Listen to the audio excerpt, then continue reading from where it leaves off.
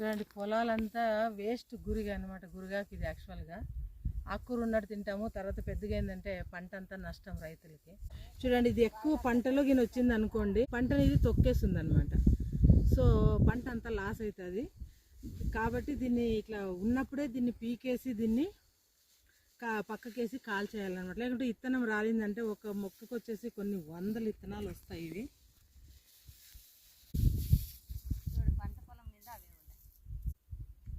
చూడండి ఈ బ్లాక్ ఉండేది ఇత్తనం అనమాట. ఇవి ఇత్తనాలు ఇట్లాంటివి కొన్ని వేలు వందలు అయితే ఒక మొక్కకి. చూడండి సో కాబట్టి దీన్ని ఇప్పుడు ఇట్లున్నప్పుడు వెంటనే కంట్రోల్ చేసేసుకోవాలి. లేదు ఇట్లే దున్నినారంటే రైతులు ఖచ్చితంగా నెక్స్ట్ పంటని వాళ్ళు గురికి తీసుకోవాల్సి వస్తుంది, కానీ గురిగాకు పంటను తీయలేరు మైన్ క్రాప్ని.